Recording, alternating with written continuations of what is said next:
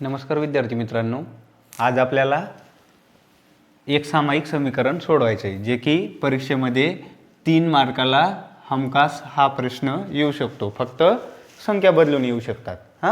तर सॉल्व कसं करायचं, याला प्रश्न काय दिलेला आहे आपल्याला 99x अधिक 101y बरोबर 499।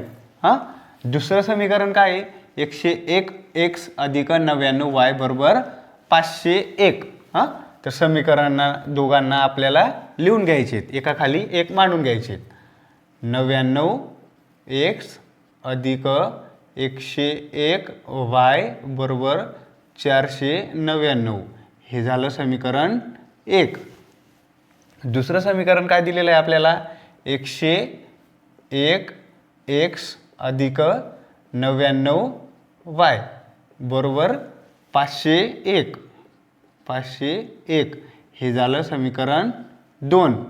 बघा इथं काय दिलेलं आहे, एकचा सहगुणक वायला गेला आहे आणि वायचा सहगुणक एक्सला गेला आहे।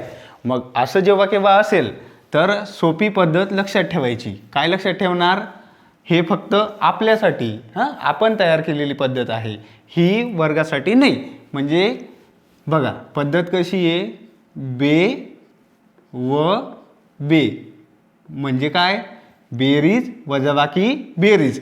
सुरुवातीला दिलेल्या समीकरणांची बेरीज करायची, नंतर वजाबाकी करायची, नंतर अजून बेरीज करायची। बघा कसं करणार, समीकरण 1 आणि 2 ची बेरीज करायची। बेरीज केल्यावर समीकरण 3 तयार करायचं।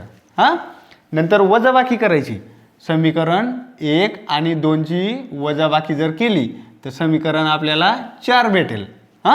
नंतर बेरीज करायची, मग कोणाची बेरीज करायची, समीकरण 3 आणि 4 नवीन जे समीकरण तयार होतील 3 आणि 4 यांची बेरीज करायची।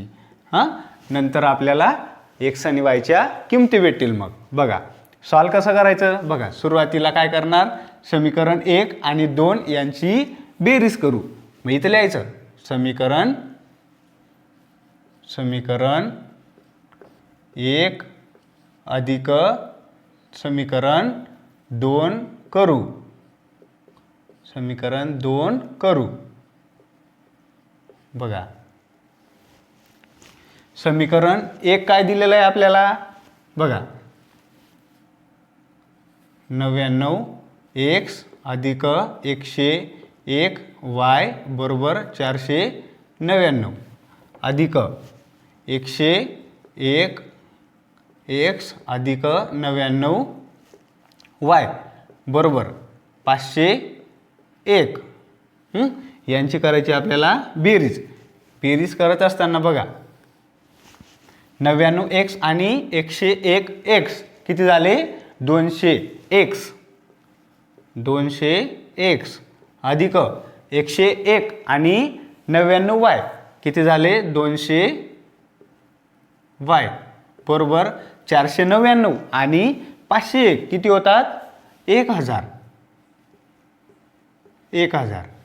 मग बघा समीकरणाच्या दोन्ही बाजूला काय काय दिलेलं आहे, 200 200 आणि 1000। जर का समीकरणाच्या दोन्ही बाजूला एका संख्येने भाग जात असेल तर भाग देऊन टाकायचा। मग कोणत्या संख्येने भाग जाईल, 200 ने भाग जाईल। बघा मग इथे जर का 200 ने भाग दिला, इथे सुद्धा 200 ने भाग द्यायचा आणि इथे सुद्धा 200 ने भाग द्यायचा। बघा इथं 200 ने भाग दिला, इथे सुद्धा 200 ने भाग दिला आणि इथे सुद्धा 200 ने भाग दिला। मग काय येईल, 201 200, इथं राहिला फक्त x अधिक जसंच तसं 201 200 201 200, इथं राहिला फक्त y। मग बघा इथे सुद्धा 200 ने भाग जाईल, 201 200, 200 पंचे 1000, इथे किती आला 5, किती आला 5। मग x बरोबर किती आला, x अधिक y बरोबर किती आले 5। हे झालं आपलं समीकरण 3 तयार झालं।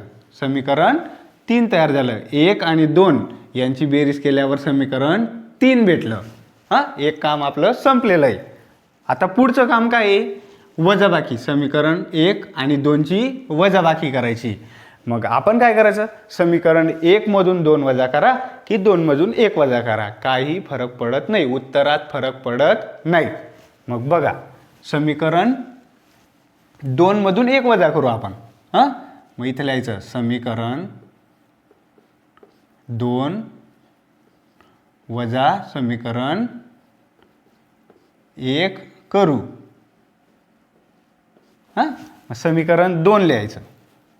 समीकरण 2 काय आहे, 101 x अधिक 99 y बरोबर 501.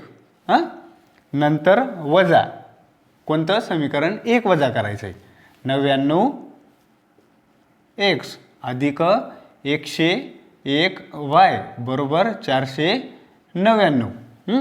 वजाबाकी करायची. एक गोष्ट लक्षात ठेवायची, वजाबाकी करत असताना खालील प्रत्येक संख्येचं चिन्ह बदलतं. प्लस असेल तर मायनस होतं, मायनस असेल तर प्लस होईल. हां, मग इथं प्लस आहे, इथं काय होईल, मायनस होईल. इथं प्लस आहे, इथं काय होईल, मायनस होईल. इथं प्लस आहे, इथं होईल मायनस होईल. हां, मग 101 x वजा 99 x म्हणजे किती होतील, 2 x.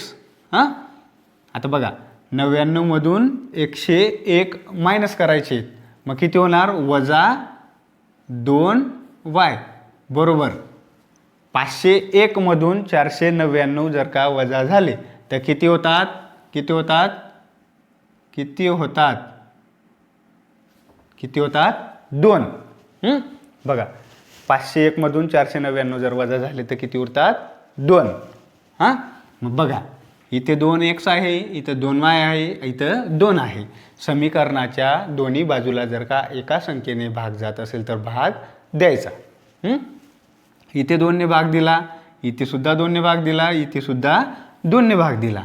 बेक बे, इथं राहिला फक्त x वजा बेक बे, इथं राहिला y बरोबर बेक बे, बेक बे, इथं राहिला 1. मग x वजा y बरोबर किती आले, 1.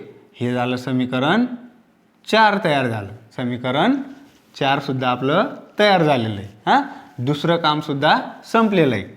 आता तिसरं काम कोणतं आहे आपलं, बघा, बेरीज करायची. कोणाची, समीकरण 3 आणि 4 यांची बेरीज करायची आहे आपल्याला. मग बघा, समीकरण इथं लिहायचं, मग समीकरण 3 अधिक समीकरण 4 करू. हां, मग समीकरण 3 बघा काय आहे, x अधिक y, x अधिक y बरोबर 5. हे झालं समीकरण 3. समीकरण 4 काय दिलेलं आहे आपल्याला, x वजा y बरोबर 1. यांची करायची आपल्याला बेरीज. हां, x अधिक x किती होतात, 2x plus x minus x get cancel. हां, बरोबर 5 आणि 1 6. x ची किंमत काढायची आपल्याला, x आपल्या जागेवर थांबेल. हां, x बरोबर 6, इथं 2 गुणाकारात आहे, बरोबर चिन्हाच्या पलीकडे गेल्यावर भागाकारात होईल. मग x इज इक्वल टू 2 1 जा 2, 2 3 जा 6, इथं आला 3. x बरोबर किती आला, 3. x ची किंमत आपल्याला भेटलेली. बघा, x ची किंमत भेटल्यावर हे तिसरं काम सुद्धा झालेलं आहे. बघा, आता x ची किंमत भेटली, आता आपल्याला काढायची आहे y ची किंमत. x ची किंमत भेटल्यानंतर आपल्याला y ची किंमत काढायची. मग बघा, x बरोबर 3, x बरोबर 3. मग इथं लिहायचं ही किंमत समीकरण 1 मध्ये ठेवा, 2 मध्ये ठेवा, 3 मध्ये ठेवा किंवा 4 मध्ये ठेवा. कुठेही ठेवलं तर आपल्याला y ची किंमत मिळेल. हां, मग मला जरा समीकरण 3 व्यवस्थित वाटतंय. बघा, समीकरण 3 काय आहे, x अधिक y बरोबर 5. ही किंमत समीकरण 3 मध्ये ठेवू. ही किंमत समीकरण 3 मध्ये ठेवू, 3 मध्ये ठेवू. हां, समीकरण 3 लिहायचं. मग x अधिक y बरोबर 5. हां, मग एक्सची किंमत काय ठेवणार आपण 3. एक्स बरोबर 3 अधिक वाय बरोबर 5. वायची किंमत काढायची आहे, एक्स पलीकडे जाईल, वाय बरोबर 5 जागच्या जागी राहील. हां, इथं 3 प्लस आहे, तिकडे जाताना मायनस होईल. मग वाय बरोबर 5 वजा 2 राहिले 3. वायची किंमत किती आली मग 3. X is equal to 3 and y is equal to 3. X बरोबर 3 आणि वाय बरोबर सुद्धा 3 आलेला आहे. समजलं? ठीक आहे, थँक्यू.